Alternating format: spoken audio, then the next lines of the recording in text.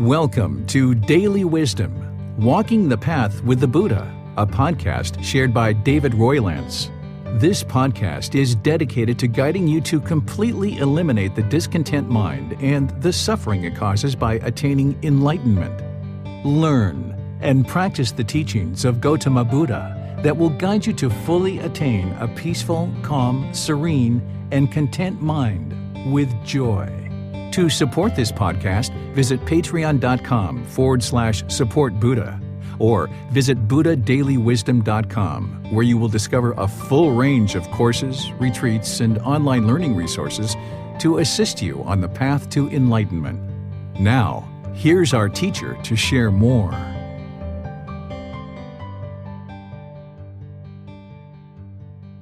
Sawadee Kap. Hello and welcome to Daily Wisdom, Walking the Path with the Buddha. I'm really pleased that you joined us today because we're going to be doing Breathing Mindfulness Meditation as our very last session of this run of our group learning program. We've been studying for 6 months in this program from this book, Developing a Life Practice, The Path That Leads to Nibbana, and we're ending this program for this iteration of it today. But don't worry, we're actually going to be restarting it again on Sunday, unofficially, but officially we'll be restarting this program again on Wednesday, February 3rd. But there is a kind of unadvertised class on Sunday, the 31st of January, which is about the 5 hindrances to enlightenment. These are the 5 things that the Buddha taught that will hinder you or stop you or have you not be able to attain enlightenment with these 5 things present in the mind. So we're going to teach that on Sunday as we get started with the new group learning program, because the group learning program is designed to guide you on this path to enlightenment. So it's kind of nice to have this preliminary class that is going to essentially teach you what things are going to stand in your way, what things are going to hinder you. So that's on Sunday, the 31st of January, and that content doesn't exist in the book, Developing a Life Practice, The Path That Leads to Nibbana. So that's why we're kind of inserting it in there on Sunday, the 31st of January. Then next Wednesday, a week from today, we'll officially restart the group learning program on that Wednesday at 9 o'clock Thai time. And we'll probably do a little bit of meditation that day too, but we're going to essentially kick off the group learning program on that day, then go through a series of 3 classes each Sunday, and then ultimately arrive to a 5th class where we're going to be sharing the 10 fetters, the 4 stages of enlightenment, and the 7 factors of enlightenment. And that's going to be on Sunday, about 5 weeks from now. And then from there, we're going to pick up and start with chapter 1 of this book, which is the common way that we've been teaching the group learning program for the last 2 iterations of it. It's just starting at chapter 1. But considering that we've been teaching this now for an entire year, and there's been 2 iterations of the group learning program where we've gone through the entire book twice, what I'm doing is inserting 5 special unique classes to kind of draw out some of the key targeted areas of the path to enlightenment. That class on the 5 hindrances, 3 individual classes really targeting the Eightfold Path, which is the path to enlightenment, and that 5th class, which is really focused on the 10 fetters, because that's what needs to be eliminated in order to attain enlightenment. And we're also going to be discussing the 4 stages, the individual stages of enlightenment, as well as the 7 factors of enlightenment. So in a 5-week period, we're kind of consolidating and condensing a major portion of the Buddhist teachings. So if you've been in this program for the 6-month program, that's great because you're getting a lot of the refined detail of the path to enlightenment. But if you only ever spent 5 weeks learning the Buddhist teachings and that's all you ever had in this entire life to study, this would be the 5 weeks to do that on the next preceding 5 Sundays. So today, because it's the last class of this iteration of the group learning program, we're going to end with breathing mindfulness meditation. But then after breathing mindfulness meditation, I thought a nice way to end this iteration of the group learning program would be to talk about Gotama Buddha's death and talk about some of his last words and some of the last things that he shared as a result of his death. Because he actually knew that he was going to die 3 months before he actually died. And then he knew when he was actually going to die, and he spoke his last words, and then he died. And if people didn't think that he was the fully perfectly enlightened Buddha before he died during his 45 years of teaching, they surely would have known at that point if he gave them a 3 months heads up that he was about to die, and then he spoke his last words and lay down and actually died. So in order to have that kind of insight and wisdom into your own death, you would surely have to be enlightened, and you would surely have to be a fully perfectly enlightened Buddha. So we're going to be discussing the story of his death, and I'm going to share with you the content that I have in terms of his last words. And we're going to get to that after meditation. So once again, thank you for joining. Thank you for making learning and practicing Gotama Buddha's teachings part of your life, because this is the very best thing that you can do for yourself, those close to you, and all of humanity. Because by all of us learning and practicing the teachings to train our mind, we're gradually improving the condition of our mind and the condition of our life, causing less and less harm in the world. And by doing this, we all together, but individually, make this world a better and better place. So let's do that with breathing mindfulness meditation. So I'd like to invite you to go ahead and take a position for meditation, which is typically the seated position if you're just starting out, but there's also the lying position, standing position, and walking positions as well. So you take whatever position is comfortable for you, probably not walking while you're attached to a computer or device, but up to you. Most people will probably learn in a class in a seated position, which means you're probably seated on the floor or maybe in a chair. Either way is fine. There's not just one permanent fixed way to position the body in order to train the mind during meditation. That would be permanence, which we know doesn't exist as part of the Buddhist teachings. So if you're sitting on the floor, cross-legged, not too tight, and if you're in a chair, just have your feet flat on the floor or crossed at the ankles, up to you, however you'd like to do that. Remember to elongate your spine. That's going to engage the muscles, keep the mind active, attentive, and alert, which is important during meditation because we're actively training the mind during meditation. So keeping those muscles engaged, not in a real stressful, forceful way, but just keeping the spine erect where you're not kind of slouching and kind of lackadaisical about it, but you've just got some uprightness to the upper body. Hands and arms, there's lots of options there. Gotama Buddha placed his right hand on top of his left with his thumbs together. And if that's comfortable for you, put that in your lap. And then the other option is putting your palms on your thighs or on your knees. Some people put their palms up. Some people put their arms on the armrest of a chair. Whatever's comfortable for you, because it's all about making the body comfortable, but not luxurious. Because if it's luxurious, there's a tendency for the mind to turn off and disengage. Once you're in position with the body and the body's comfortable, but not luxurious, just close the eyes. And as you close the eyes, just start breathing in through the nose and out through the nose. Breathing in and out. Breathing in and out. You just like to establish a nice, steady, consistent breath where there's no forcefulness of the breath. You're not trying to control the breath, but just a nice, natural inhale and exhale through the nose. Breathing in and out. Breathing in and out. you should fixate the mind on the breath. Now that you've got the breath somewhat established, just fixate the mind on the sound of the breath or the sensation of the air moving into the nose, over the skin. The breath is the present moment, so fixate the mind there.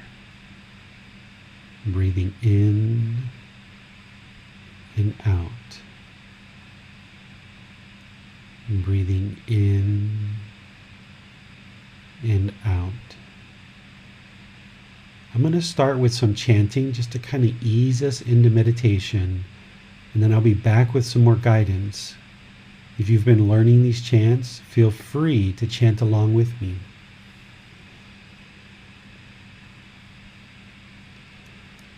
Arahang Samma Sambuddho Bhagava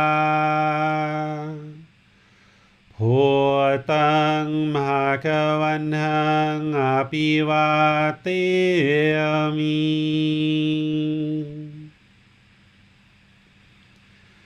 Savakhato Bhagavata Tammo Dhammang Namasami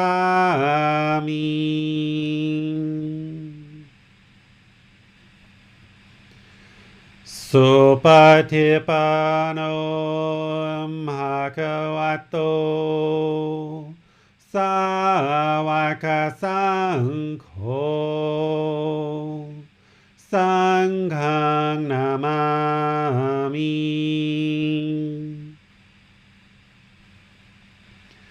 Namo Tassa Bhagavato Arahato Samma Sambuddhassa Namo Tassa Bhagavato Arahato Samma Sambuddhassa Namo Tassa Bhagavato Arahato Samma Sambuddhassa Iti piso bhagava arahang samma sambuddho vicacaranang samhono sakhato rokavitu Anutero purisa Dhamma sati satatava manusanang Bhuto bhagavati.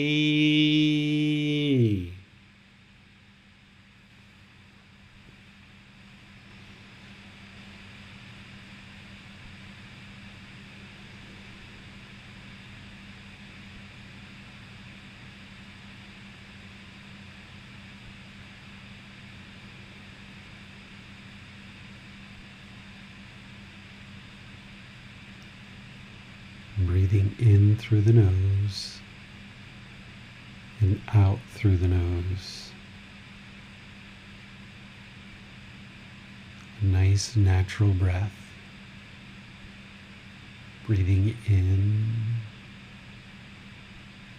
and out.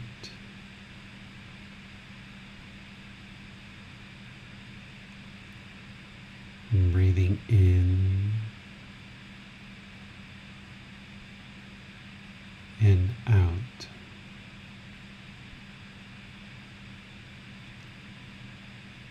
As you're breathing, fixate the mind on the breath. This is the present moment. The mind can be peaceful, calm, serene, and content with joy when it's in the present moment.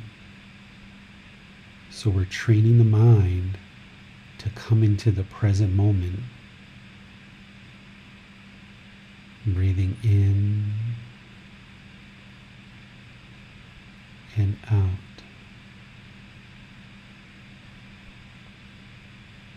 Breathing in and out.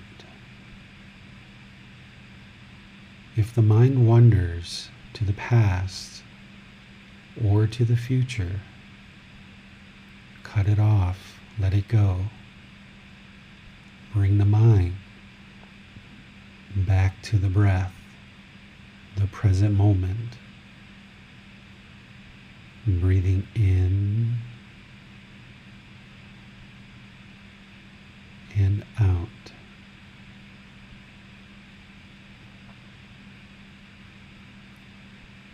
Breathing in and out. If there are any thoughts, ideas, or perceptions that come into the mind, let these go. Cut them off. Focus the mind on the breath. Breathing in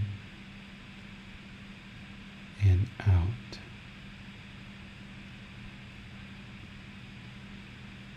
Breathing in and out. As the mind wanders during meditation, you haven't done anything wrong. No need to feel guilty or shameful. You're not failing at meditation. The mind is just trying to show you that it's more powerful, that you can't control it. This is your challenge over time to train the mind so that you can learn to control the mind. The mind is just untrained.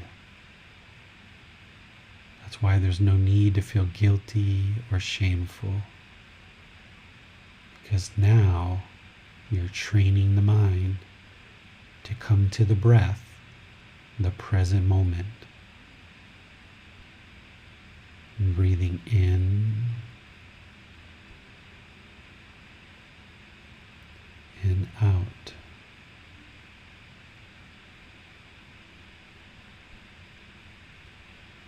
Breathing in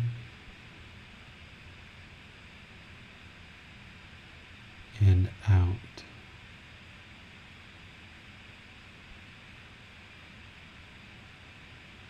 Keep focus on the breath. Anytime you notice that the mind has wandered, you're going to cut it off, let it go, and bring the mind back to the sound of the breath or the sensation of air entering the nose. Breathing in and out. Breathing in and out. The mind's going to want to hold on and not let go. It's going to want to even hold on to this voice that's talking to you right now. So I'm going to be quiet so that you can just go inside, internally, focus inwardly, and train the mind to just be peaceful, calm, serene, and content with joy, with nothing other than the breath.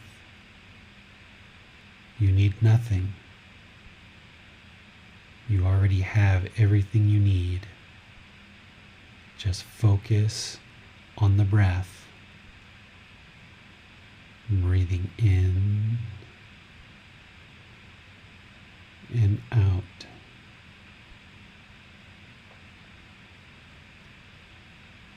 Breathing in and out. You have nowhere to go, nothing to do. No one needs you right now. Just focus on the breath.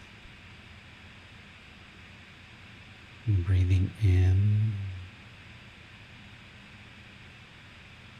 and out. Breathing in and out.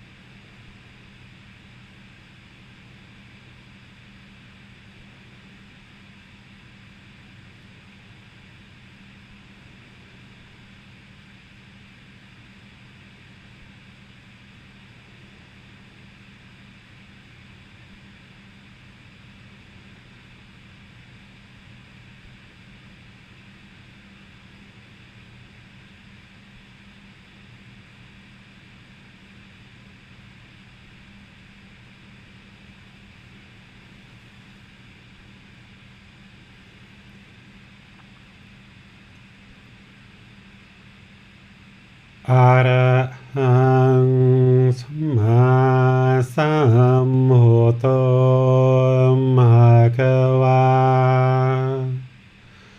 พุทธังภะคะวันตังอะภิวาเทมิ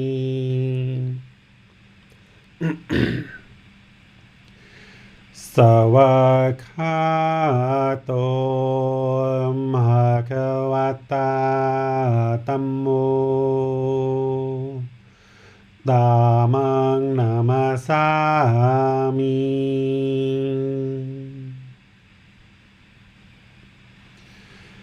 สุปฏิปันโนภะคะวะโตสาวกสังโฆสังฆังนามามิ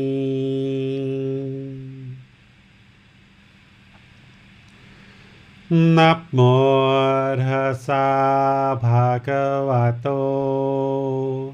อะระหะโตสัมมาสัมพุทธัสสะนะโมตัสสะภะคะวะโตอะระหะโตสัมมาสัมพุทธัสสะ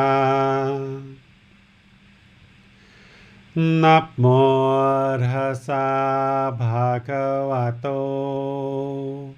อะระหะโตสัมมาสัมพุทธัสสะ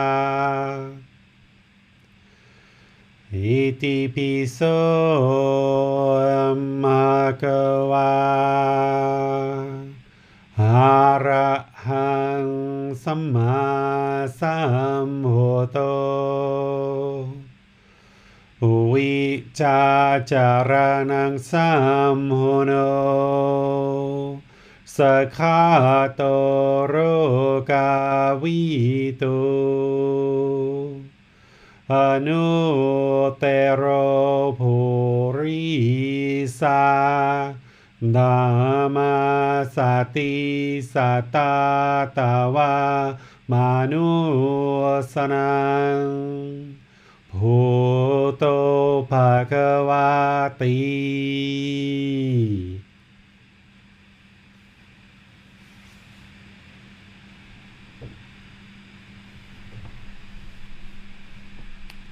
Okay. If you guys would like to go ahead and come on out of meditation, that would be great. As we transition to eventually start talking about Gotama Buddha's death, I would like to just share something with you, because sometimes when you're meditating, you get these little assistants that help you. And I would like to share that with you because I got some little assistant today in my meditation. Let me explain what I mean by that. If you've been studying Gotama Buddha's teachings for any length of time, then you know the primary problem that he discovered is craving, desire, attachment. This is how the mind has this outward searching for satisfaction, and it wants to hold things very closely. It wants these pleasant feelings, and it lurches for these and kind of longs for them with a strong eagerness externally. This is the primary problem. The mind wants things that are agreeable and pleasant. And when it doesn't get that, then the mind experiences this disagreeable thing and it pushes it aside. This is the hatred, anger, or ill will. When something is disagreeable, the mind wants to push it to the side. Okay? You might further understand that the mind is doing this through the 6 sense bases, or the 6 doorways. Those are the 5 senses: eyes, nose, mouth, ears, physical contact in the mind. The mind wants agreeable forms that it sees, odors that it smells, taste, contact, sounds, and agreeable thoughts. That's what the unenlightened mind wants. It wants this agreeable contact through these 6 doorways, through these 6 sense bases. And as long as it gets those, the mind's going to be experiencing pleasant feelings. But that's the problem, is it wants to hold on to those things through these 6 doorways, these 6 sense bases, but it's not permanent. So it's lurching and craving through these 6 doorways, these 6 sense bases, for agreeable, pleasant things. And when it gets something disagreeable, when it gets something that it sees, some form that's disagreeable, it pushes it to the side with anger, hatred, ill will. Or if it smells or tastes or hears or has physical contact or it gets some thought, it pushes it away. This is aversion, right? Well, this is the problem with the unenlightened mind. This outward searching through these 6 senses, and when it gets it, it's pleasant, the mind's pleasant, and when it doesn't and it's disagreeable, it pushes it away. Well, sometimes when you're meditating, you get these little assistants that come along and help you. And today I got a little assistant. As I was meditating, there was a fly that started coming towards me, and I heard it. And then it hit my ear and it tried to go inside the ear. So I heard the sound, and then I felt the contact as it tried to go into the ear. But I maintained meditation, fixating the mind on the breath. Then it goes to the top of the head and it starts crawling around the head. Now your immediate thought might be, that's disagreeable when you're in meditation and you want to kind of swat the fly, right? That's the harm that we cause in the world. The anger, the hatred, the ill will, the aversion, pushing things away. But when you're in meditation, hold the breath if you can. After a while, he left or she left, and then eventually came back and came right to the top of my lip and started going inside the nostril and started playing around inside the nostril. And then eventually it left. These can be little assistants for you. Now, if you're training your mind really well and you can control the mind really well, when all of this is happening, you can train the mind to not break from the breath and just stay fixated on the breath. And this will help you in daily life because you'll see that you can utterly control the mind even in these kind of situations. In your natural instinct of swatting the fly, which is the harm that we cause through bodily actions, you can train that away. Now, maybe the first time this happens, you can't do that. Maybe you can only let the fly crawl around for 2 or 3 seconds on your head before you need to, okay, I'm done with that. But that's okay. You got it for 2 or 3 seconds. The next time, try to go longer and longer and longer. And maybe where this really starts is not with an insect flying around. Maybe it starts with just a sensation somewhere in the body, on the arm or the shoulder or the leg. And when you feel that sensation arise, train the mind that that's impermanent. Not pain, because if it's pain, you need to adjust and change the body position. But if you just feel like a tickling, itching sensation, just know that it's impermanent and focus the mind on the breath. And then over time, you might get another assistant where maybe a piece of dust might come and land somewhere on you or on the body, maybe even on the tip of the nose. And where the initial mind might want to go is to clear that off. But try to train the mind to be unaffected by that physical contact and train the mind that that sensation is impermanent and allow that to soak in. This can be really, really beneficial for your meditation practice. And I call these little meditation assistants. I've even done walking meditation before in the city of Chiang Mai after it's rained. And as I was walking in the city, the overhangs on the sidewalk, as I've done walking meditation, I feel rain kind of hit on the top of the head, completely unexpected. And rather than, oh my goodness, what was that? Just maintain your meditation, fixating the eyes 1 meter or 2 meters in front of you, the way that I teach walking meditation. And this can be very beneficial because you're drawing in those limbs. If you remember from the Saturday class where the Buddha talked about the tortoise having the limbs extended, and when the jackal comes to eat the tortoise draws its limbs in and stays protected, unaffected by the jackal. And eventually, the jackal loses interest and departs. And that's when the turtle then starts walking again. Well, these 5 limbs of the turtle, and then the 6th one, the mind, they represent the 6 sense bases. So when you're meditating, you can draw these limbs in and be unaffected when a piece of dust lands on you, some water, a fly, or something like this starts messing around. And each time, instead of shooing it off or instead of cleaning the dust off your nose, just allow it to reside there and use it as part of your training to assist in meditation. And if you need to, after 5 seconds or 10 seconds, kind of brush it off, okay. But next time, try to get a little bit longer. And this can actually help you to train the mind, refine the mind, get more control over the mind. But it also helps to confirm for you that your training is going well. When that fly comes or that dust comes or whatever, and you see that you can maintain your meditation, fixating on the breath, then it helps you to confirm, aha, I can control the mind. And then when you're in daily life and something happens, somebody cuts you off in traffic, well, that's easy.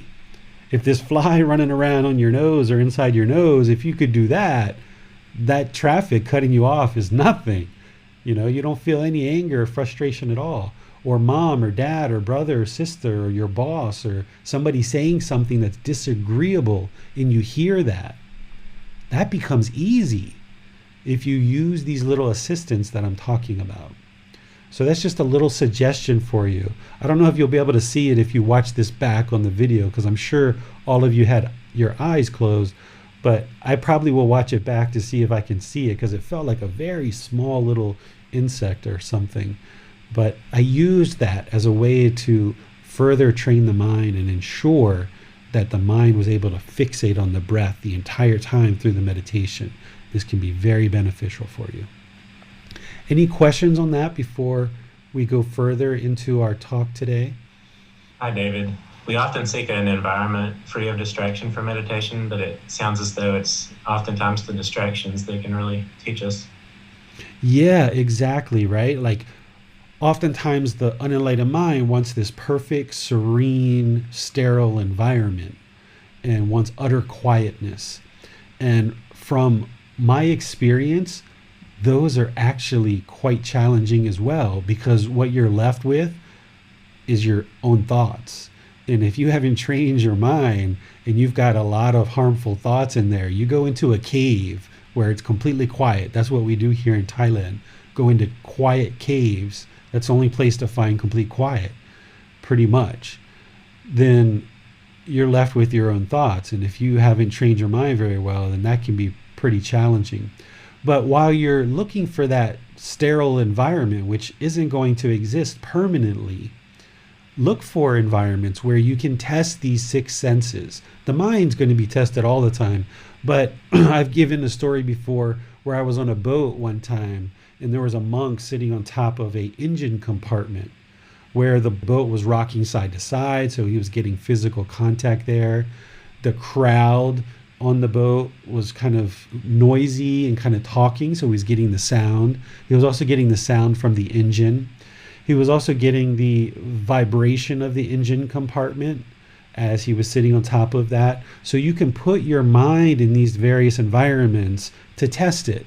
Now, I don't necessarily suggest you do that right away or you do that every single time, but if you've been in your house, in your bedroom, on your favorite cushion, in your favorite bedroom or wherever it is, and that's where you've been meditating for a really long period of time, your mind is most likely attached to it. And you've got to move the mind around into different environments, maybe a different room in your house, maybe outside, in your backyard, maybe go to a park, maybe go somewhere else, because you need to introduce impermanence into the mind. And when you first start doing this, your meditation won't be as deep because your mind's not used to this impermanence.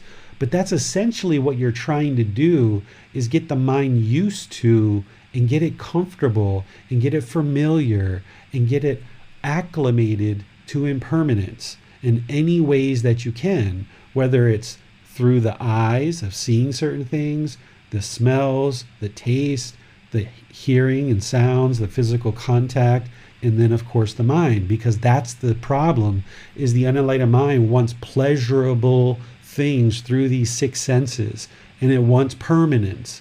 So what you've got to do is you've got to train it to understand, to be comfortable and acclimated to impermanence. So the more impermanence you can introduce as you get more and more comfortable in a certain environment, that will be beneficial for the mind.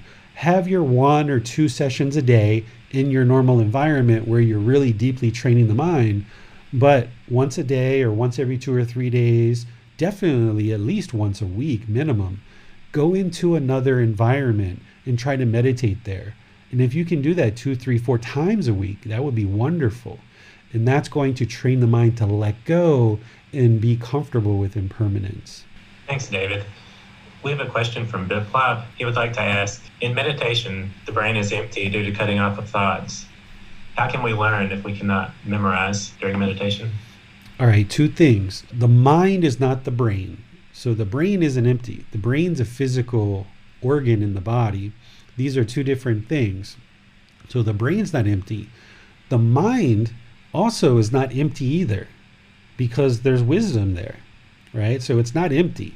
The mind's still got wisdom. So there's wisdom in the mind. It's not empty. The goal is during meditation is not to empty the mind necessarily. It's to focus on the breath and gain control over the mind. So as there's thoughts that come up in the mind during meditation, you're just bringing the mind back to the breath and bringing it back to the breath and bringing it back to the breath and bringing it back to the breath.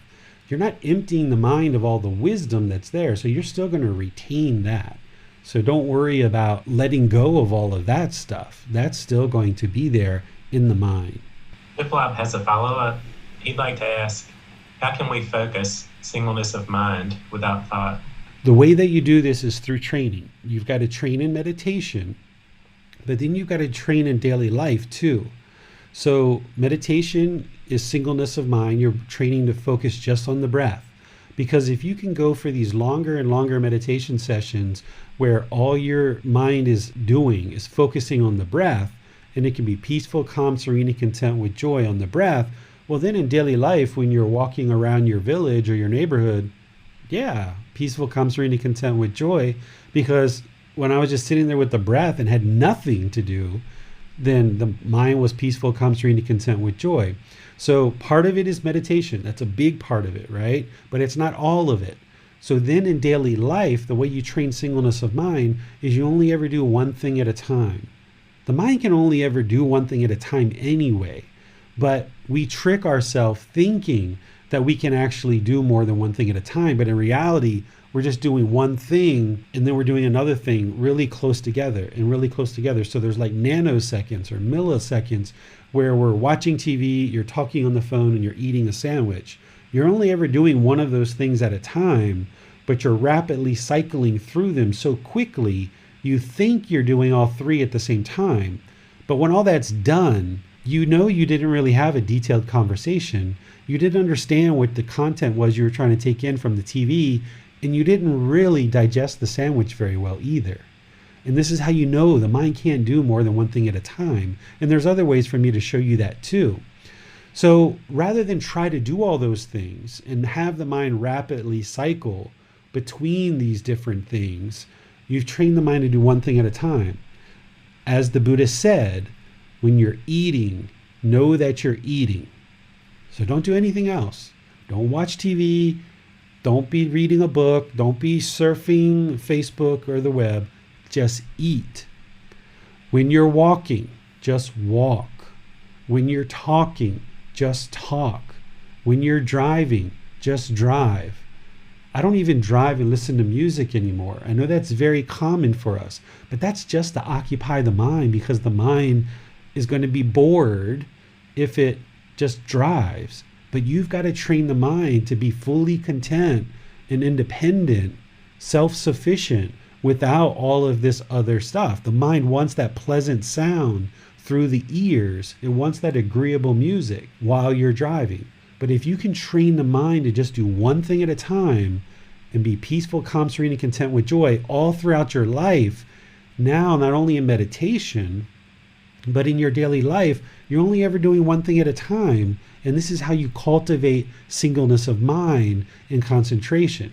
So if I'm teaching a class right now and say my son walked in, I probably would ignore him, but let's just say I was talking to a student one-on-one. Then I would pause here in the mind, turn to my son, talk to him, and when that's done, I'm turning back here. But I'm not thinking about the son while I'm here, or while I'm talking to my son, I'm not thinking about the student. I'm only doing one thing at a time all the time. This is why the meditation is bringing the mind into the present moment, residing in the present moment.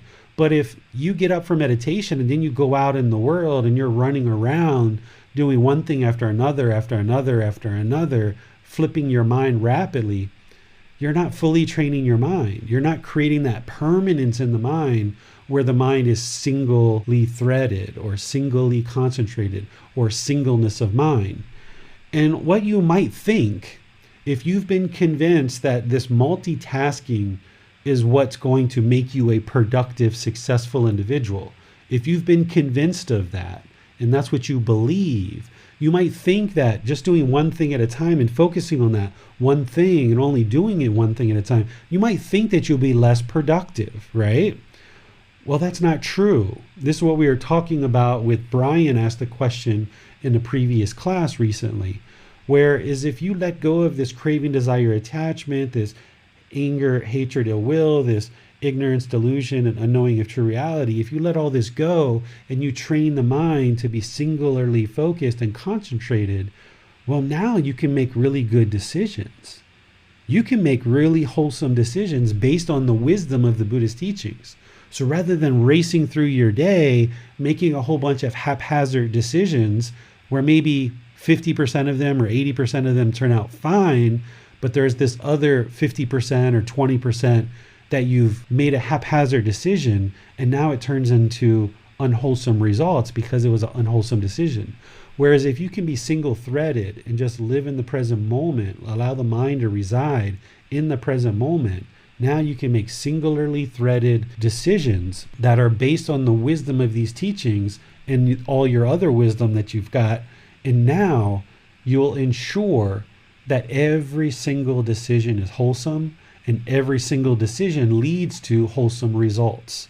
And this is how you clean up your Kama. You clean up the Kama by producing only wholesome Kama. The way you clean up unwholesome Kama, all the unwholesome results and all the unwholesome decisions you've made in your past relationships and past situations, the way to clean that up is now through the Eightfold Path, only make wholesome decisions through this singleness of mind based on wisdom from the Buddha. And the longer and longer and longer you do that over many months and years, then your family, your friends, your children, your coworkers, your boss, every time they're around you, your mind is singularly focused. It's concentrated. You're only making one decision at a time. You're giving them your full attention. You're always speaking at the right time. What you say is true. It's gentle. It's beneficial. It's with a mind of loving kindness. It's without blame or blameless. You're not causing harm through your intentions, speech, actions, livelihood. You're cleaning up all your decisions. And now, over the course of many months and years, what people learn is, wow, every time Biplab talks, he's so focused. He's so concentrated. He has so many wise things to say. He always gives me his full attention. He's always making good decisions, right? And this is where it produces good results for you. So people will be more than interested to spend time with you as friends or family. Bosses, coworkers will really rely on you as a business professional. Your community will rely on you as a community leader because you're speaking in ways that are very helpful and influential to your community. Your children will really value the words that you say and the guidance that you give them. They will listen to you because you're not harming them. And you're also teaching through your conduct. Through your own conduct, you're setting an example for the people that are around you. And not that you're forcing them or controlling them or asking them to do the same things you do, but by you functioning that way, you'll notice more and more people around you will gravitate to the type of conduct and mental discipline that you have. And now they will start to adopt and assimilate to this same way of being. This is where Max talked one time, and he said one of the things that he benefited from in his practice is being around people who've developed their mind to be very calm and very peaceful.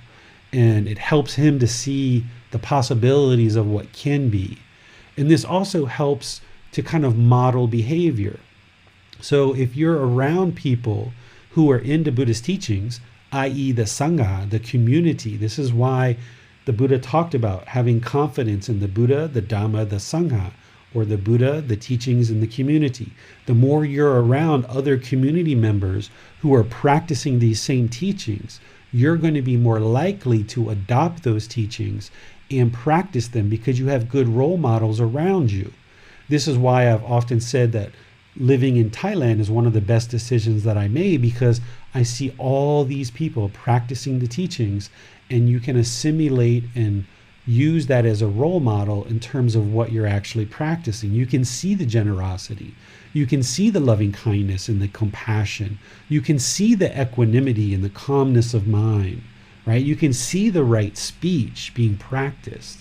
And this will help you to move the mind closer and closer to enlightenment. But if you have good companions, good friends, and good comrades, this is what he's talking about. People who are into good, wholesome teachings, because they will be a role model, and you guys together will encourage, support, and motivate each other along this path. But conversely, if you have the opposite of that, if you develop friendships and you have people around you that are into drugs and alcohol and sexual misconduct and lying and stealing, killing, being harmful to animals or other beings, if you surround yourself with this, your mind's going to go to that. Your mind's going to be conditioned towards that, right? We talk in modern day about surrounding yourself with a circle of good people or good influences or good, wholesome, successful people that you feel like are role models for your life, right? This is why, because it will help you if you're around people who are practicing singleness of mind with concentration, and they're looking to not do any harm to others. You will be able to observe that, and then all of us together encourage, motivate, and support each other on this path. And that's what a Sangha or a community is all about. We have a question from Max. Is it good practice to listen to podcasts or audiobooks whilst walking outside? You know, there's two sides to this. I realized early on that if I was going to be teaching the Buddhist teachings, I needed to get into people's electronic devices. Because when I first started teaching, I just started teaching classes in person, right? But everybody's so into their phones, so into their iPads, their computers and everything. And I was like, I got to get into those because everybody's in those, right? So that's when I started doing the YouTube and the Facebook and the podcast and all of these other things. And that's how I got into kind of get the attention of people. So people are so busy and make themselves so busy these days. They do walk and listen to podcasts, or they do exercise and listen to podcasts, or drive in a car or what have you.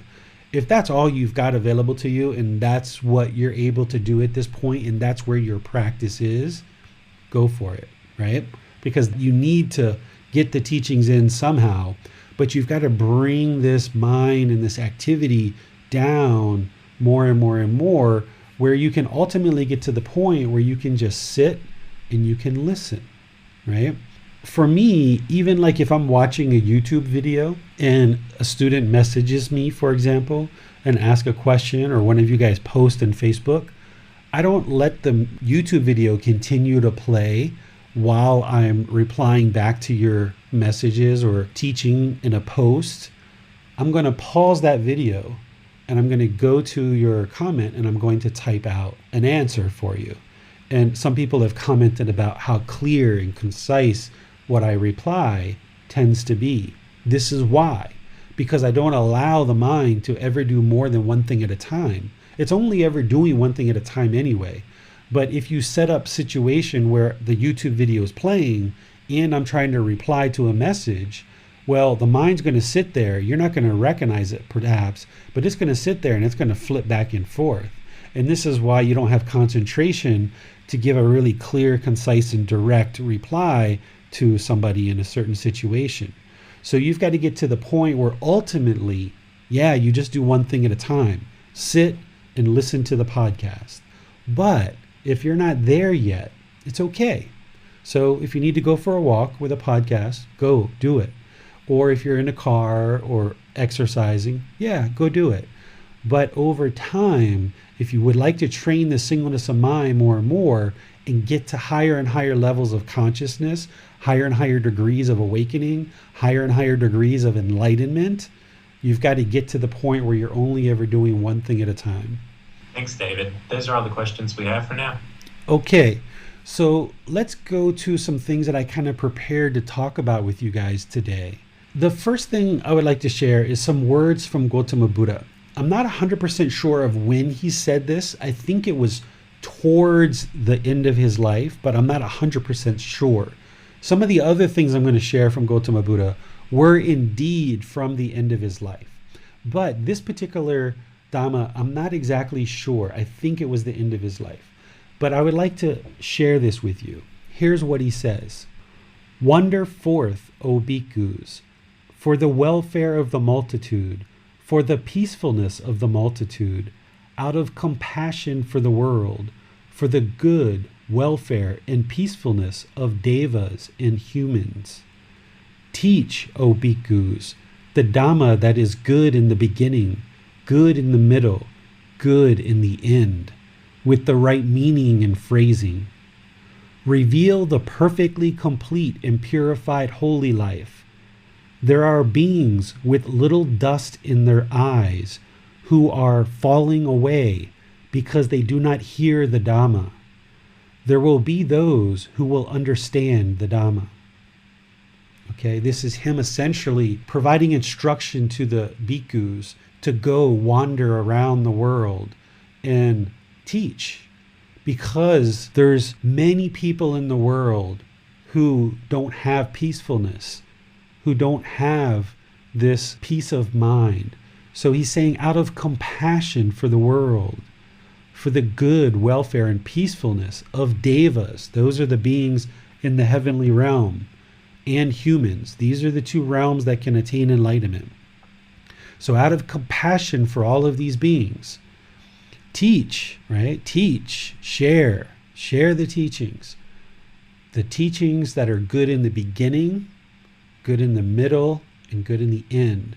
So he taught that whenever you give a Dhamma talk, like when I teach these classes, he taught to always teach very good quality teachings at the beginning, the middle, and the end. Don't kind of make your talk really good at the beginning and then kind of get lazy and slack off and kind of leave your students with, well, I'm not quite sure what that was all about. Or, don't start off slacky, get good in the middle and then slack off at the end. He's saying, ensure that you have good quality teachings all the way through your talk. Good in the beginning, good in the middle, and good in the end. And then he talks about revealing the perfectly complete and purified holy life. This is revealing this path to enlightenment that purifies the mind. Reveal it to people and let people understand it and reflect on it and practice it. Because there are beings with very little dust in their eyes. If you think about awakening the mind, an unenlightened mind is sleeping. And when you wake up from sleep, you sometimes have dust in your eye, right? We call sleepies, right? In Thailand, we call kita, right? Kita, right? We have these little sleepies in our eyes. Well, what he's saying is there's beings in the world with very little dust in their eyes, meaning they're not sleeping very much. They're pretty far on the path without ever even being exposed to the teachings of the Buddha. There's people out there who don't kill, who don't steal, who don't have sexual misconduct, who don't lie, who don't take substances that cause heedlessness, because we've all been taught from the time of a child, from our parents and our caregivers, not to do these things because they're part of the natural laws of existence. And people taught these, even Jesus Christ, and I think Prophet Muhammad and Hinduism and other traditions teach these same things. So there's already people out there doing that. There's already people out there that are generous and sharing. There's already people out there that speak politely, kindly, and friendly. There's already people out there that aren't interested in harming, right? But even with all of that, they might not understand right view. They might not understand that they're causing their own anger, their own frustration, right? They might not understand about mental discipline and some of these other really deep teachings that the Buddha shares. So there's beings out there in the world that their mind is fairly concentrated because they're already practicing certain aspects of the Dhamma without even realizing that's what they're doing. If I can compliment our most of the time moderator, Max, he was one of those people. When I met him, he had very little dust in his eyes. He was already practicing for 6 years meditation, but he just didn't have all the other teachings to go with it. And some of you guys are probably that way too, right? You have very little dust in your eyes. When you see that the Buddha taught, don't kill, don't steal, don't commit sexual misconduct, don't lie, don't take substances that cause heedlessness, you're like, yeah, right on, Gotama Buddha. And when he talks about don't harm other beings, don't have ill will, you're like, yeah, all right, I like this. This is what I'm into. And then he talks about sharing and being generous and loving and kind, compassionate, sympathetic joy, equanimity. Yeah, I'm on board with that. I'm all about that, right? So there's beings in the world with very little dust in their eyes and with somewhat limited training. They can actually excel and get really far on this path, even into the first, second, third stage of enlightenment pretty quickly. Not that we're trying to do this quickly, but can get there pretty readily with some minimal training, right? And he says, there are those beings who will understand the Dhamma, right? Now, not that I'm looking down on these people, but let's take another group, right? Let's just have compassion and loving kindness for people who are like heroin addicts, right? Or cocaine addicts, or people who are really into substances that cause heedlessness. Maybe even they're homeless, living on Skid Row or some part of the city which is very dangerous because of what the people are into there. Now, these people don't have very little dust in their eyes. These folks are really deep in the darkness, very deep in the darkness. And they're going to need a lot of help to get into the light. But the Buddha used to focus a lot of his time in places where people were interested and willing to learn the teachings and had very little dust in their eyes, because they're more likely to learn and absorb and practice the teachings. Not that he turned away anybody, right? There's even stories of him teaching prostitutes and people like this, even a murderer, right? He even ordained a murderer. So he never turned anybody away, but here he's sharing with people, go, wander, share the teachings. And I share this now with you because I would like to share with you, this is what I have been aspiring to do in this program for the last 6 months, is share these teachings out of compassion for the world, for the goodness, the welfare, the peacefulness of devas and humans.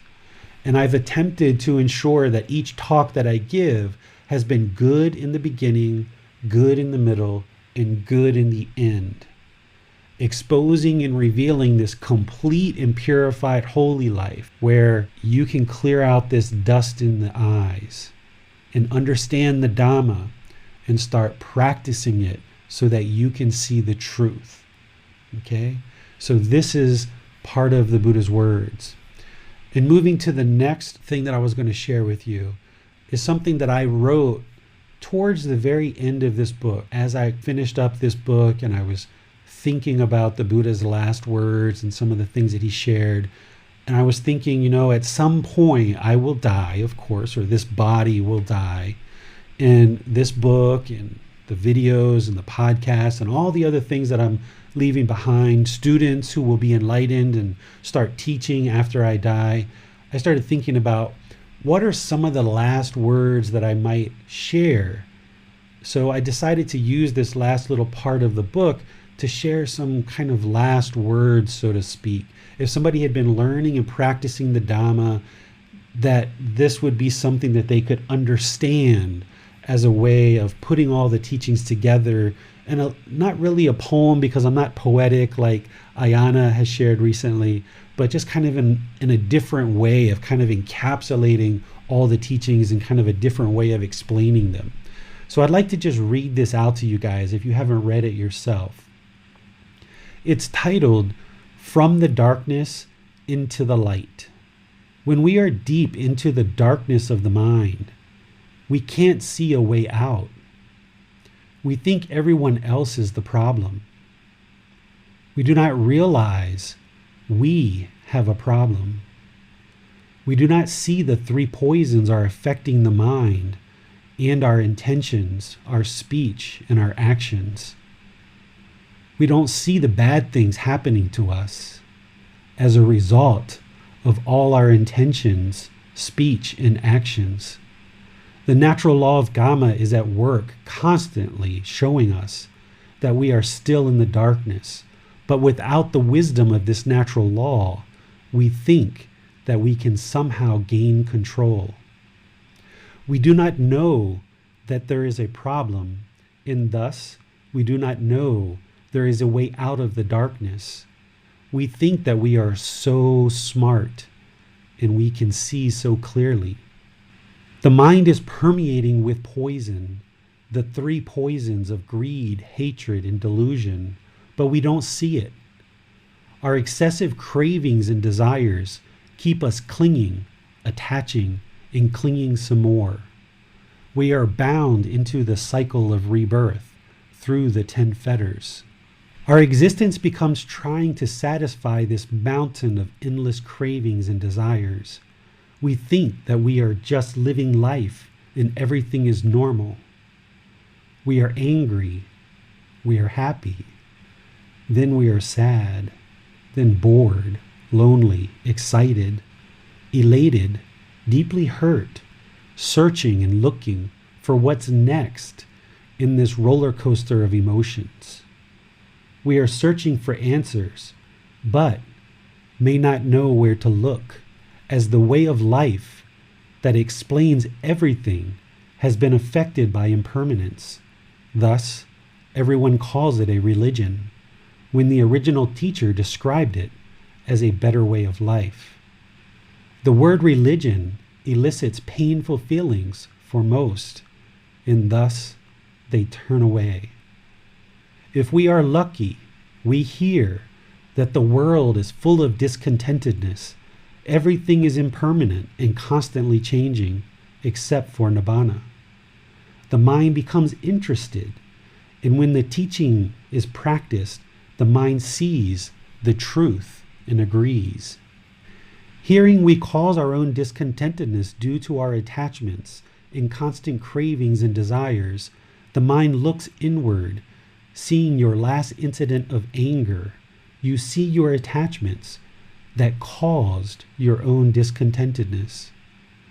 Hearing that we can eliminate our discontentedness by eliminating our mental attachments and by training the mind to not cling, the mind inhales a few breaths, but the darkness holds on. The poisons are well rooted. Hearing that the path to eliminate our discontentedness is to practice the Eightfold Path, the way leading to the elimination of discontentedness, the mind can see the light to peacefulness, to contentedness, to inner fulfillment. But We must have access to the teachings and to teachers. We must study. We must reflect. We must practice so that we can attain the results. A mind free of greed, hatred, and delusion, with the elimination of ego and realization of non-self. A steady, peaceful, calm mind in the sea of darkness that is available for all human beings. Nibbana, the enlightened mind, a mental state achievable by all that would create the most peaceful earth ever known to humankind. 1. Universal love of all beings. 2. Do no harm. 3. Be a good moral person. It has taken us 2,500 years to realize we've had the answers all along, but impermanence has affected them just like everything else. Now, we refocus. We caught the teachings from the sky. We dust them off. We present them to the world. We start at home with ourselves and work our way out. It's going to take a long time. A peaceful world, free of the 3 poisons, is possible. But first, you must realize you have been shot with an arrow full of poison. Are you ready to take it out? Start learning and practicing the teachings of Gotama Buddha today. So as I mentioned, this was something that I just put together as I was finishing up the book to just kind of help people see how this world is full of darkness. The world's got so much darkness because of the 3 poisons. The 10 fetters are permeating in the mind of so many human beings throughout the world. But if individually we learn and practice these teachings, realizing that we've been shot with an arrow full of poison, it's just a matter of dedicating your time, effort, energy, and resources to studying and learning and practicing these teachings, that you can eliminate this discontentedness.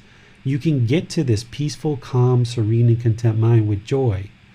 It's been 2,500 years since Gotama Buddha's death.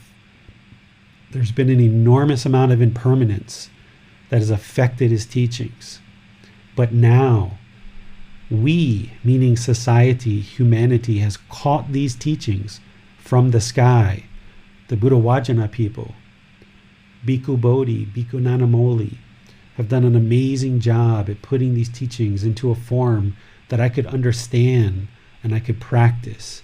And now I'm presenting them to the world so that we can now refocus on creating the most peaceful world that humankind has ever seen. And all of these teachings come down to these 3 core concepts, these 3 core teachings: universal love of all beings, do no harm, and be a good moral person.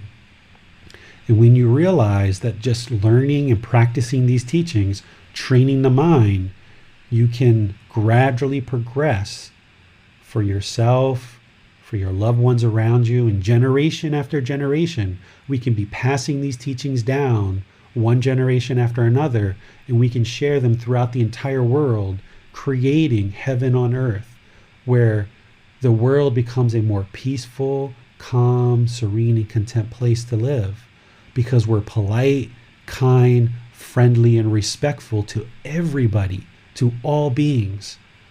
And I know this sounds like utopia, but we've got to start somewhere, and it's all of us who've decided to start there.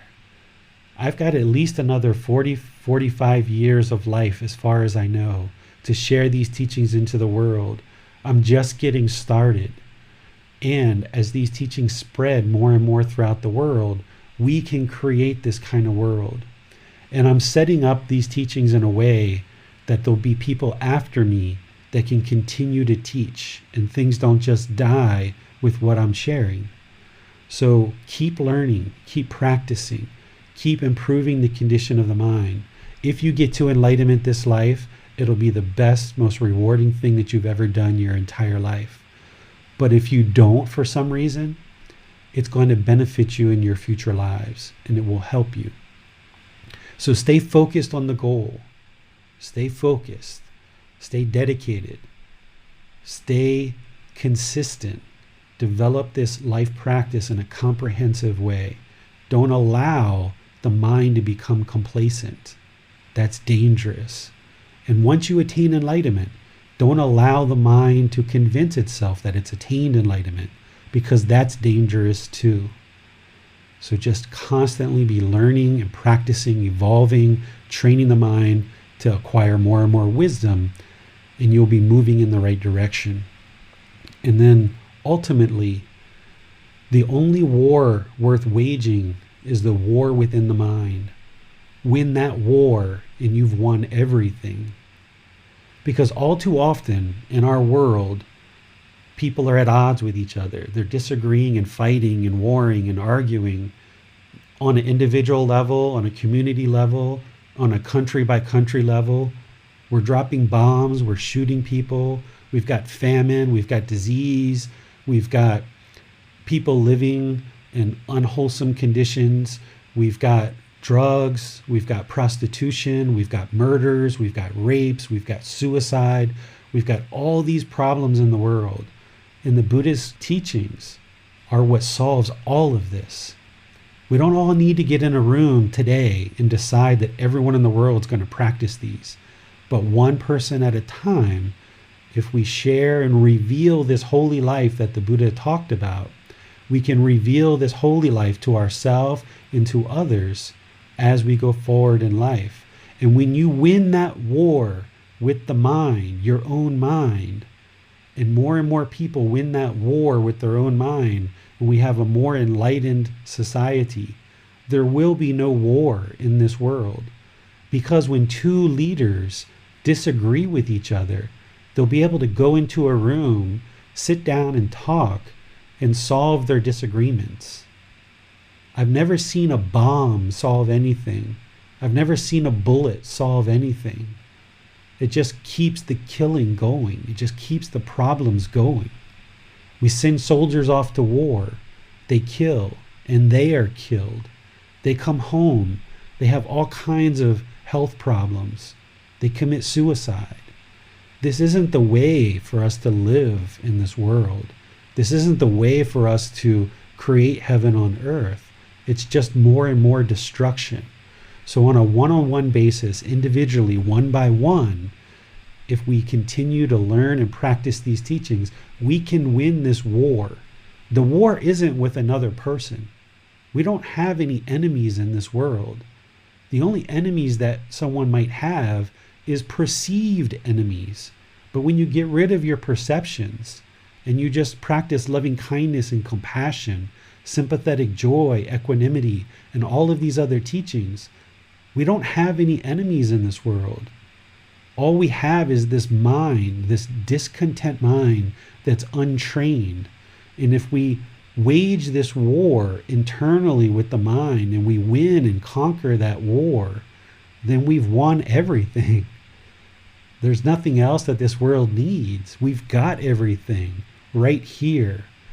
We just need more and more people to see that there's no benefit in fighting and arguing and disparaging each other and causing harm to each other, causing harm to other beings like animals, causing harm to our planet. We don't need that. We just need love. That's all we need. We just need love in this world. And the Buddha's teachings are exactly what we need. So now that we come to the end of this program, 1 year of teaching, it's time for the world to wake up and realize the path that we're on is not leading us anywhere good. It's not leading us anywhere but to more destruction and more darkness. So I just want to thank all of you for choosing to learn and practice the Buddha's teachings. If everyone understood the peacefulness of mind that the Buddha's teachings bring, and how much joy, how much love, how much better the world could be through all of us coming together and realizing that we've got to stop doing what we've been doing in the past. And we need to create a better world. If we all start to do that one by one, more and more, then we won't have hungry children in the world. We won't have disease. All of this COVID and all these people that have died, that was completely avoidable. If we weren't killing animals in that market in China, I don't blame the Chinese people. I don't blame anyone. This is a human thing that we've all been doing. We're unaware of these teachings. We're ignorant of these teachings.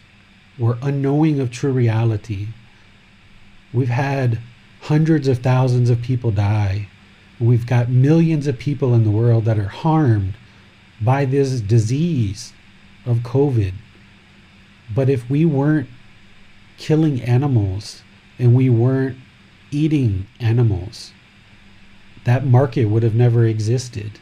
The Buddha gave us the answers that we need to solve all of these problems. Whether it's COVID, the vaccine isn't going to solve the problem. The vaccine's not solving the problem. There's more viruses in the animal world that's just waiting to come out into the human world. The vaccine's going to eradicate COVID from the earth eventually. But there's another disease right around the corner. As long as we keep killing animals and we come in close contact with animals, there's just a matter of time before the next disease rolls around. If we still rape and murder, we still use drugs, do the things that we're doing in our communities of harming each other, just talking bad and aggressive to each other, we're killing each other slowly, one by one. And it's not until we all win this war individually that together as a society we will have won. So I share these teachings into the world so that we can all win. We can all win, because once you realize that the mind is utterly peaceful, calm, serene, and content with joy, and there's nothing that can shake that up, then you've got all the answers, and you're done, and you know you're never coming back to this world again. But at that point, for me, I felt like I need to share these teachings and reveal this completely pure, holy life that the Buddha shared. And I hope that you've enjoyed this program. I hope that you've gotten something beneficial out of it. I hope that you'll continue to learn and practice the teachings, because as I mentioned, we're going to be starting right back again on Sunday and continuing to share the teachings. But don't ever give up. Don't ever, ever, ever give up on continuing to learn and practice these teachings. Don't pursue enlightenment with craving, desire, attachment, but just gradually, consistently, in a comprehensive way, gradually progress towards this mental state. Because once you win the war, you've won everything. So I'd like to pause here and see if you guys have any questions on the things that I've shared so far, and then we'll go into talking about Gotama Buddha's death. We have no more questions at this time, but I would like to thank you for that inspiring message and for all that you've done in this course and sharing the teachings. You're welcome. Thank you, James. So let's talk about Gotama Buddha's death. So as he was nearing close to his death, he knew 3 months before he was going to die. He knew he was going to die, and he started to share. And we've actually got what his actual words were. I didn't share them today, but they're in the Pali Canon, in these books that we're studying on Saturdays. And he explains to his disciples that he's going to die in 3 months. And there were a bunch of disciples who came really close to him, and they were crying and they were discontent. They were very upset with the fact that he was going to die. And they actually started complaining to him because there was one guy in the back of the room that was in the corner meditating. And they started complaining to the Buddha and sharing about how this person must not love the Buddha and doesn't care about the Buddha because he's over there meditating. And look at us, we're like crying, we're upset, we're so, miserable that you're going to die. And the Buddha admonished them. And he said, actually, it's not him that I need to talk to. He's doing exactly what I taught.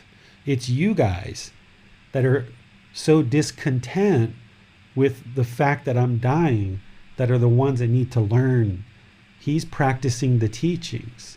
You guys are still discontent. You're not comfortable with impermanence, essentially, is what he was saying, right? Because everyone should have known he was going to die at some point if they understood impermanence.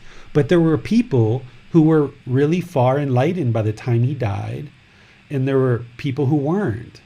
And those people who weren't were very discontent with his death, his pending death that was about to come.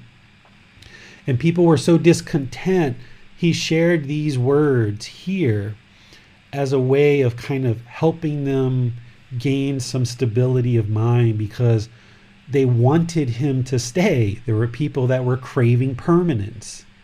And he essentially says, why do you need this foul, repulsive body to be here with you? I've already shared the teachings for 45 years. You've got the teachings. You don't need this repulsive body to stay here. And then he shares this famous quote where he says, one who sees me sees the teachings, and one who sees the teachings sees me. So what this means is one who sees me sees the teachings is that if you see him during his lifetime, he was a living, walking, breathing example of his teachings. He didn't teach loving kindness and practice hate, right? He didn't teach sympathetic joy and practice jealousy. He didn't teach right speech and he spoke with wrong speech. One who sees me sees the teachings. So he's practicing what he preaches. And then one who sees the teachings sees me. So if you understand Gotama Buddha's teachings and you understand them deeply, you should be able to look around you and see him everywhere. Every time you see impermanence, that's like seeing the Buddha. Every time you see somebody practice generosity and sharing, that's like seeing the Buddha. Whenever you see loving kindness, that's like seeing the Buddha.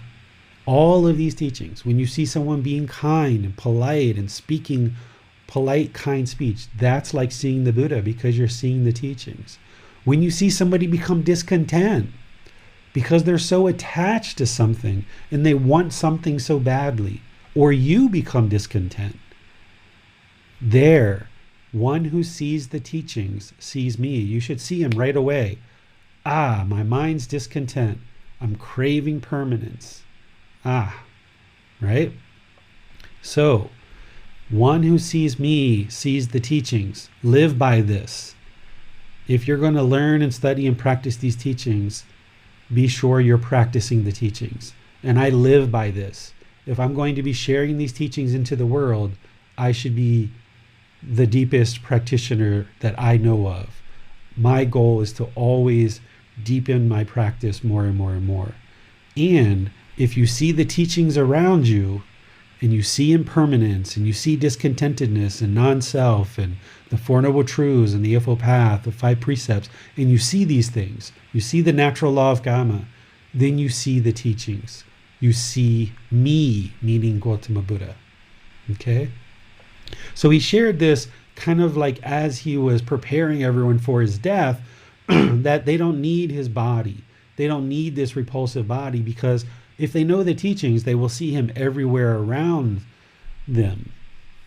And then he goes into his final last words, his kind of famous last words. He says, Ananda, which is his closest student, it may be that you will think the teacher's instructions have ceased. Now we have no teacher. It should not be seen like this, Ananda.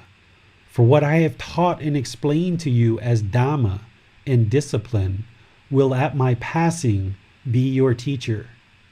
Now, monks, I declare to you, all conditioned things are a nature to decay. Strive on untiringly. And then he died, right? So even his last breath, his last sentence, he was teaching all the way to the end. He was teaching impermanence all the way to the end. His last sentence. Now, monks, I declare to you, all conditioned things are of a nature to decay. That's impermanence. Strive on untiringly, meaning practice the enlightenment factor of energy. Don't get tired. Never give up. Strive on. Keep learning. Keep practicing. Keep moving closer and closer to enlightenment. You might think once he dies that now the instructions have ceased. You have no teacher. But these teachings that he's leaving, allow those to be your teacher. So that's what I've done, is all of these teachings of the Buddha, I've allowed them to be my teacher. Those words of the Buddha that we're studying, those are his words. Those are our teacher. He was the master teacher, Gotama Buddha. He lived, he attained enlightenment, he taught for 45 years. Countless people got enlightened. He died, left the teachings in a way that others could continue to get enlightened, and he's never coming back because he escaped the cycle of rebirth. The more you learn and practice his teachings, it will become clearer and clearer and clearer to you that this man was in fact a Buddha, because he discovered these teachings on his own without the help of any teacher. During his lifetime, he taught countless people and they attained enlightenment. And after his death, countless people have attained enlightenment from his teachings. And there's people today who've attained enlightenment 2,500 years after the death of this Buddha. So for sure, he was a Buddha, right? So strive on untiringly. Keep learning, keep practicing. Don't ever give up. So I would like to just end with that. If you have any questions about these last words of the Buddha or anything about your practice as we bring this particular iteration of the group learning program to a close, feel free to type your question into the comment section of Facebook or YouTube or Zoom, and James will ask those questions, or you can raise your hand electronically in order to get help directly and ask your question or any follow-up questions directly. Would you say, David, that as we develop right view, that all that happens to us and life itself essentially becomes a teacher for us? If you look at it that way, yes, it certainly can. Once you establish right view and you realize that you're causing your own discontent feelings, then you can really go internal in any situation that happens, whether it's your discontentedness, someone else's discontentedness, something bad happens in your life and something comes back to you where you realize you made an unwholesome decision. You can sit down and reflect on that, and you can learn from it.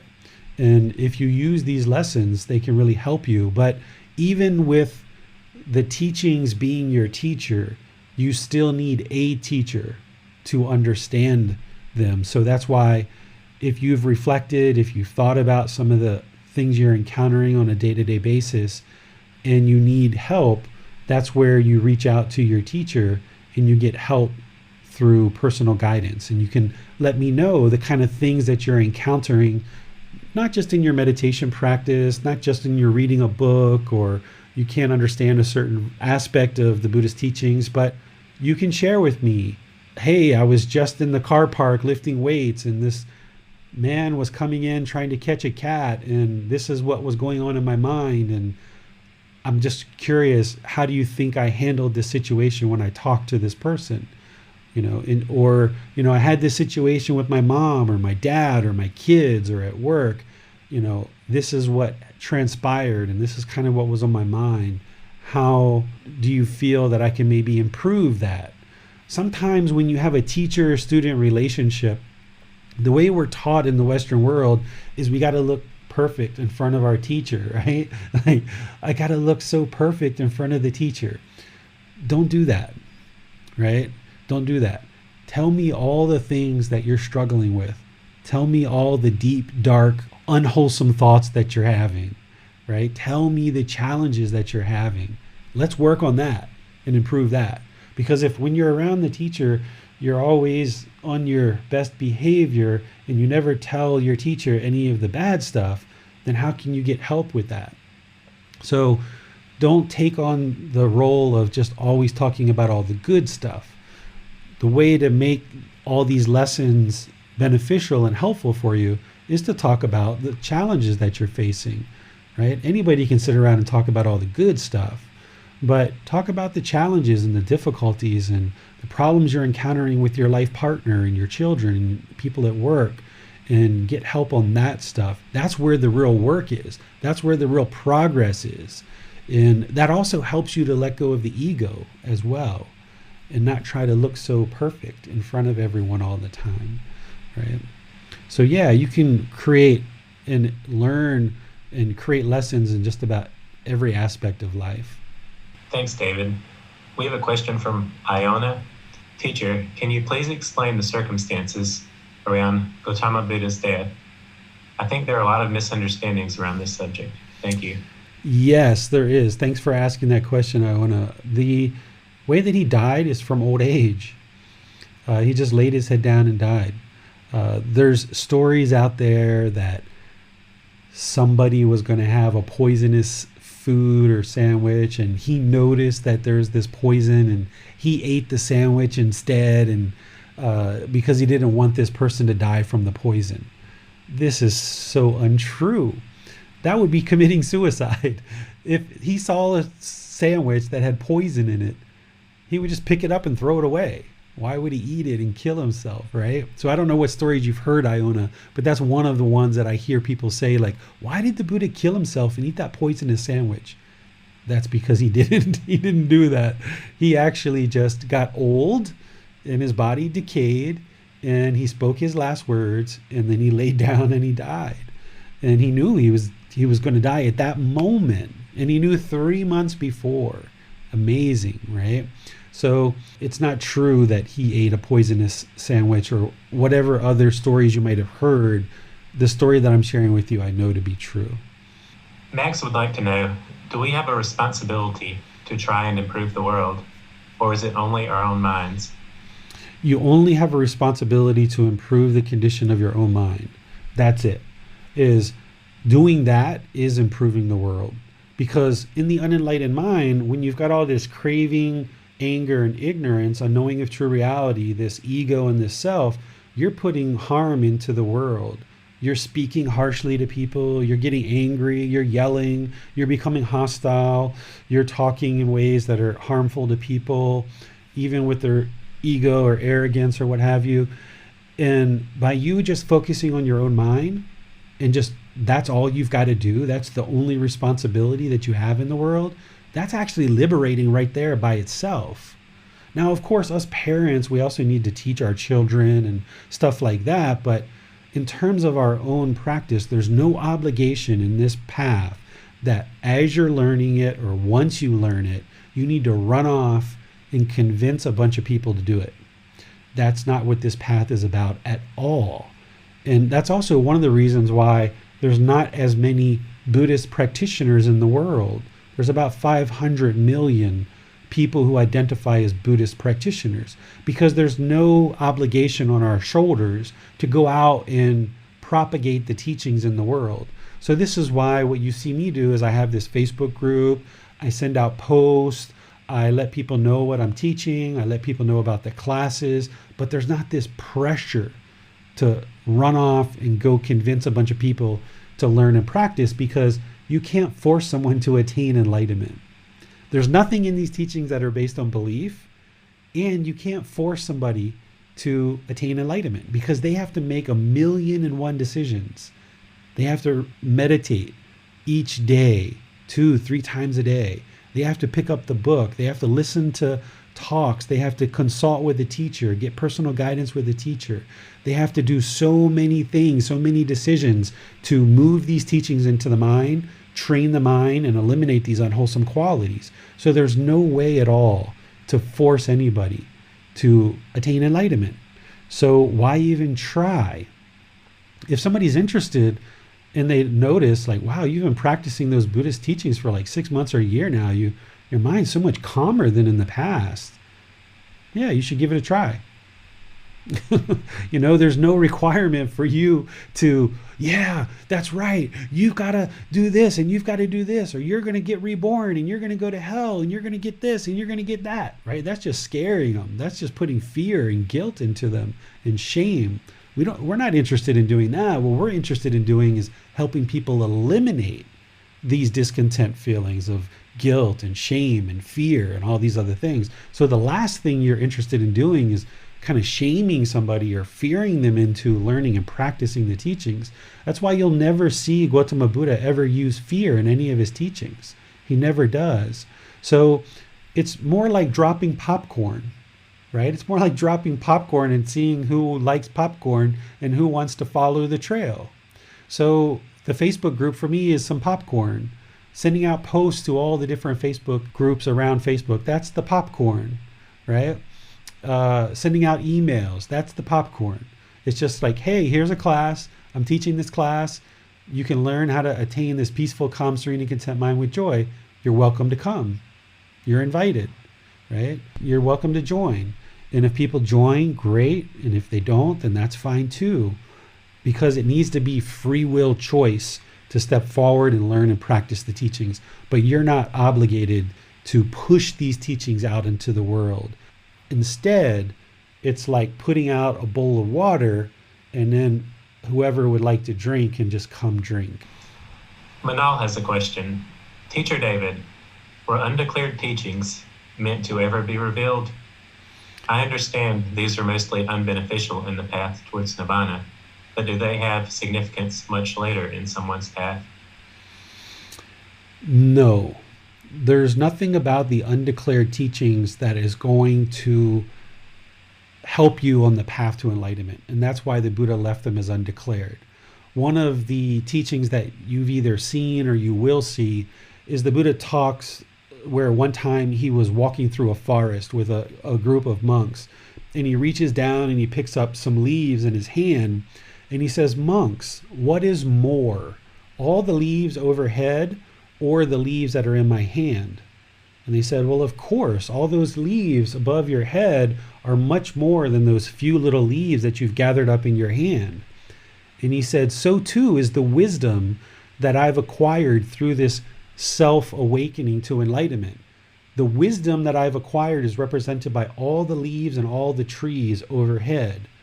The wisdom that I'm going to teach you in the teachings that I'm going to share with you is represented by the few leaves that are gathered up in my hand." Okay? Because all that's needed for you to awaken to enlightenment is those few little leaves. And these few little leaves, it's quite a lot of teachings, right? It's 45 volumes of books. Not that you have to learn everything, but those few little leaves is what's going to awaken the mind. And once you get to that enlightened mental state, that's why I share you should never consider yourself as enlightened, because these few little leaves get you to Arahant and get you to the mind being awakened and enlightened. But from there, if you never believe that you're enlightened, never convince yourself you're enlightened, then you will just keep going and going, and the mind will keep ascending, and you will gain more and more wisdom, because now you can see more of the forest. You're never going to have as much wisdom as Gotama Buddha. Never. You'll never, never, never get to that point. So you'll never see the entire forest, at least in this life or any human existence. But all you need is these few little leaves. So the Buddha gave us the perfect recipe of how to awaken the mind in these few little leaves.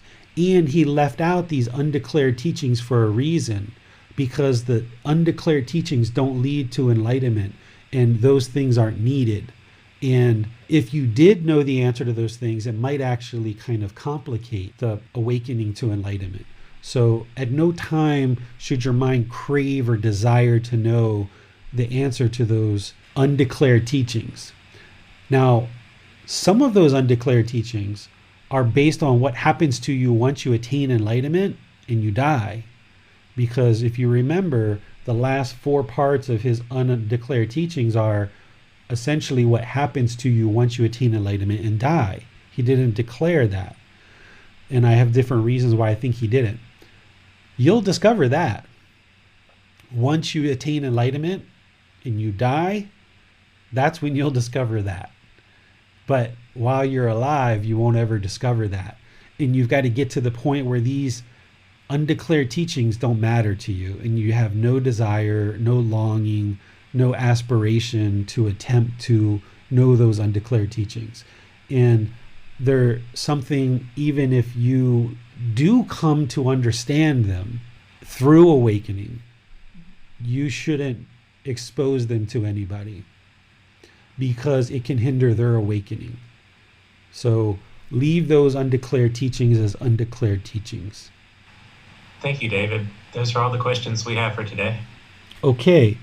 Well, I would like to just thank all of you for all of your time, effort, energy, and resources that you've committed to learning and practicing the teachings along this path, whether you've been learning on this program for a couple of months or the entire 6 months, or even if you've done this program twice over the last 1 year. I really, really have deep respect, deep gratitude, and deep admiration for anybody who would choose to learn and practice these teachings, because it's the very best thing you could do for yourself, those close to you, and all of humanity.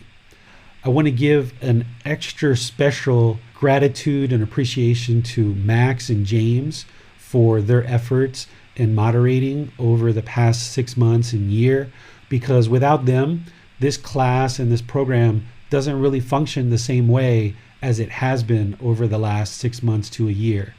The moderator role is very critical, because by a good moderator being able to look at all the different platforms and take in the questions and ensure those get fed in piece by piece, it allows me to focus on teaching. And by the moderator showing the slides in Zoom, it allows all the Zoom participants to see what it is that I'm talking about, because I'm here doing the same thing, the same slides for the live stream. So I want to give an extra special thank you and gratitude and appreciation for James and Max for all their efforts in moderating over the last 6 months to a year. I would also like to thank anybody and everybody who's ever offered any time, effort, energy, or resources by way of donation and helping to shape this program and allow the program to continue. So I know, like Amina, she's in Italy. She's helped tremendously with proofreading this book, Developing a Life Practice, The Path That Leads to Nibbana. She did that at the beginning of last year and slowly helped me to refine that. There's been people like Manal and Alan and others who've made some very generous offerings over the course of the last year. There's people who don't even attend these programs, like Olga and others, Rhonda. There's just too many people to really name of all the generous donations of time, effort, energy, and resources, whether it's books or money or financial support. All of these things that you guys are offering and sharing are what's helping to make this program possible. Because without the moderators, without the generous offerings, without the support that is coming in to help me pay for Zoom, to help me pay for the various resources that I need in order to sustain this program, we wouldn't be able to support this. So all of us together, through our time, effort, and energy to learn and practice these teachings, are bringing these good, wholesome teachings into the world. But there's also a certain amount of financial support that has been provided over the year that has afforded us the opportunity to purchase the technology and have the podcast and the videos and all the different things that we do. So I just want to really thank all of you for your unwavering support, your kindness, your generosity, your loving kindness, your compassion, all of these things coming together, all of us as a community to share with each other.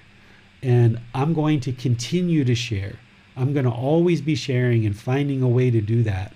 But without you also sharing to reciprocate this karma, then it doesn't work, because I wouldn't be able to pay for food or clothing or the things that I need here in order to continue this program. So every month I always post the people that are donating time, effort, energy, and resources. I also show a video at the end of each one of these live streams that thanks the contributors for donating resources to continue this program. But I wanted to also take this moment here at the end of the program to thank all of you for practicing the teachings, for the moderators, for all the generous time, effort, and energy to allow this program to continue as it has. And because of that support that we've been getting, we're able to continue. So on Saturday, we're going to be in this book, Sotapanna, the last chapters from chapter 28 to 53. We're going to be studying the Buddha's words. Then on Sunday, we're going to be studying the 5 hindrances to enlightenment, what things would stop you or hinder you from attaining enlightenment.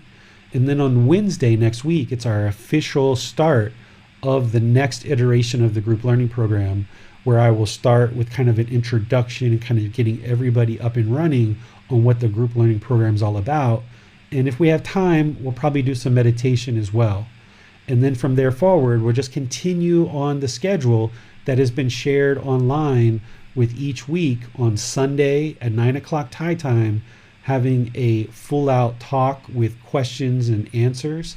And then on Wednesdays, we're going to do breathing mindfulness meditation, loving kindness meditation, and chanting, and a student discussion in order to get any help that you might need. And then, of course, on Saturday, we will still be teaching the Pali Canon and English program. And then all through the week, I'm helping students, whether you're sending me a private message, you're posting something in Facebook, you're scheduling a online discussion where we can have a private discussion. I also go to the temple here in Chiang Mai, and I teach a class on Thursday mornings over there. So I'm always sharing these teachings each and every day, no matter where I am and what I'm doing. So don't feel like you're ever bothering me to send me a question or schedule an appointment to meet. I'm always willing to help you in all ways that I can, because I'm interested in seeing as many people as possible attain this mental state of enlightenment. And as you do, your mind will just become more peaceful, calm, serene, and content with joy, and you'll never experience any discontentedness whatsoever. It's a beautiful, beautiful thing. So thank you all for all of your generosity and everything that you've done in order to allow this program to come together in the way that it has. And I very much look forward to continuing on Saturday, Sunday, and Wednesday as you continue to walk the path with the Buddha. Until next time, have a very lovely and wonderful day. Remember to treat everyone polite, kind, friendly, and respectful.